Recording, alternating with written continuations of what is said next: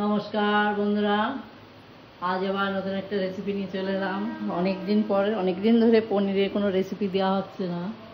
দেখো, আমি পনির কেটে নিয়েছি চৌকো চৌকো করে কিছু। আজকে এই পনির দিয়ে সুন্দর একটা রেসিপি করব। যাই শুধু পনিরটা দেখালাম, আর রাঁধতে রাঁধতে বাদ বাকিগুলো দেখাবো। আমি রেসিপিটা শুরু করি, আপনারা সঙ্গে থাকুন। গ্যাসে আমি একটা প্যান বসিয়ে দিয়েছিলাম, প্যানটা গরম হয়ে গেছে। আমি পনিরটা ভাজার জন্য অল্প করে তেল দিয়ে দিলাম।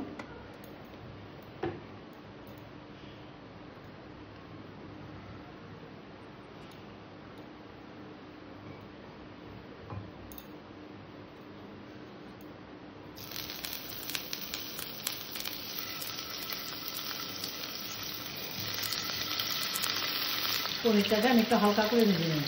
পনিরটা ভাজা হয়ে গেছে, পনিরটাকে নামিয়ে নেব। পনির ভাজা এই তেলের মধ্যে আমি পটল কটাকেও একটু ভেজে নেব। পটল কটাকে আমি সুন্দর করে ভেজে নেব। পটল কটা ভাজা হয়ে গেছে, পটল কটাকেও নামিয়ে নেব। এই তেলের মধ্যে আলু কটাকেও ভেজে নেব।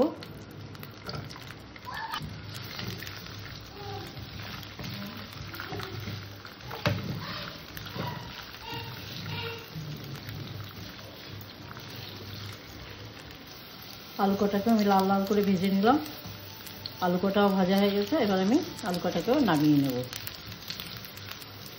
আমি এই তেলের মধ্যে অল্প করে একটু তেল দিয়ে দিলাম।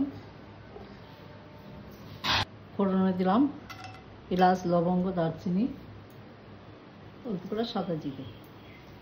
ফোড়নটাকে আমি ভালো করে ভেজে নেব।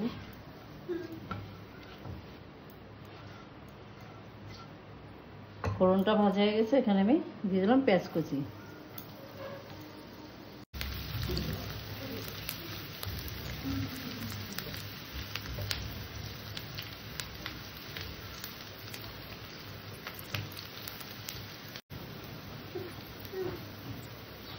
পেঁয়াজটা ভাজা হয়ে গেছে, এবার এখানে আমি দিয়ে দেবো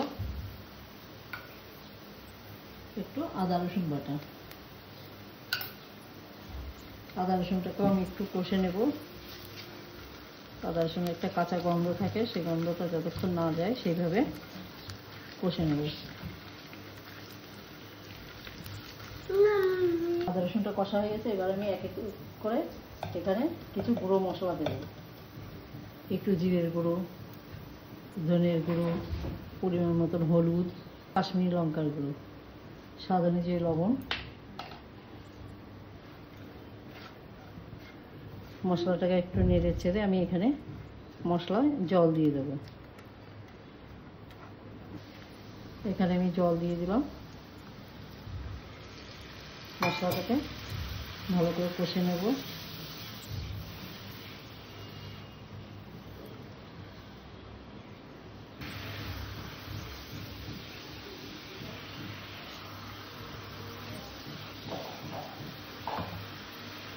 মশলা হালকা জল থাকতে থাকতে আমি একটু পোস্ত বাটা দিয়ে দিলাম।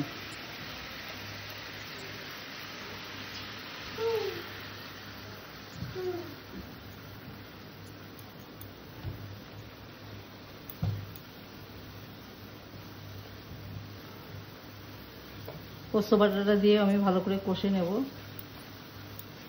যতক্ষণ মশলা দিয়ে তেল না ছাড়ে ততক্ষণ মশলাটাকে কষে নেব। তবে পোস্ত দেওয়ার পরে গ্যাসটাকে কিন্তু একদম ছোট করে দিতে হবে, তা নাহলে পোস্তটা পুড়ে যেতে পারে। ছোট দেখে একটা টমেটো কুচি করে দিয়ে দিলাম। ঝালের জন্য কাঁচা লঙ্কা।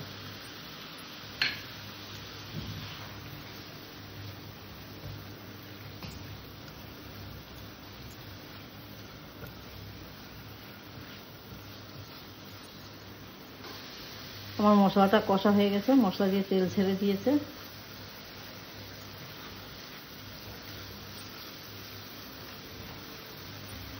এবার এখানে আমি ভেজে রাখা আলু আর পটলটাকে দিয়ে দিলাম।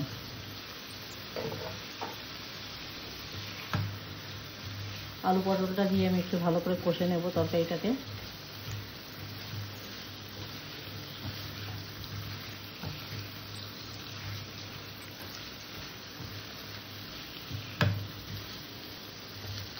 আলু পটলটা দেওয়ার পরে কিন্তু আমি বেশ খানিকক্ষণ কষে নিয়েছি। এবার এখানে আমি দিয়ে দেবো পরিমাণ মতন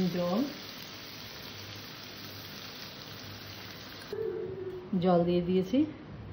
এবার আলু পটলটা যাতে ভালো করে সেদ্ধ হয়ে যায়, জলের কাঁচা গন্ধটা চলে যায়, ঠিক সেইভাবে আমি তরকারিটাকে ফুটিয়ে নেব। এবার আমি গ্যাসটাকে জোরে করে দেব। এতক্ষণ কিন্তু আমার গ্যাস ছোট করা ছিল। মশলা কষার সময়, তরকারি কষার সময় গ্যাসটা একটু ছোট করে দিলে কষাটা ভালো হয়। এবার আমি ঢাকা দিয়ে এটাকে ফুটিয়ে নেব।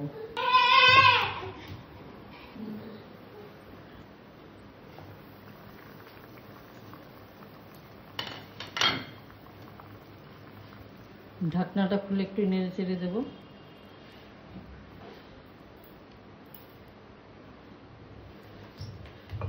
আবারও ঢেকে দেবো।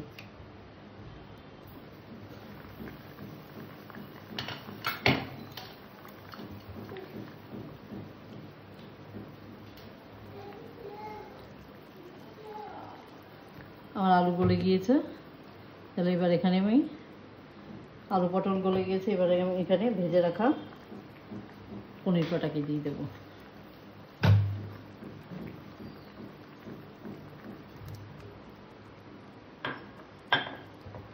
পনির কটাকে দিয়েছি, আবারও তরকারিটা একটু ফুটাবো।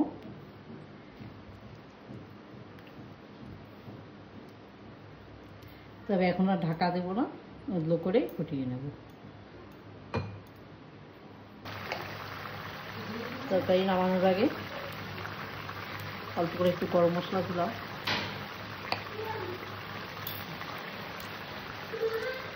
একটু ঝোল ঝোল রাখতে হবে, মানে পনিরে আলুর একটু ঝোল টেনে একদম শুকিয়ে যাবে, যার জন্য একটু ঝোল ঝোল করে রাখবে।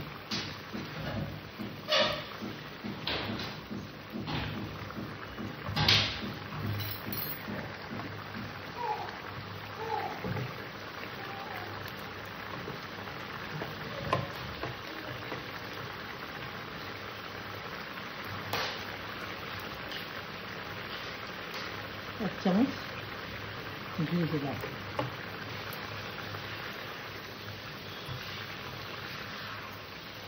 হালকা করে নাড়াচাড়া দিয়ে আমি ঘিটাকে মিশিয়ে দিলাম। এবার তরকারিটাকে নামিয়ে নেবো। আমার তরকারি কিন্তু রেডি।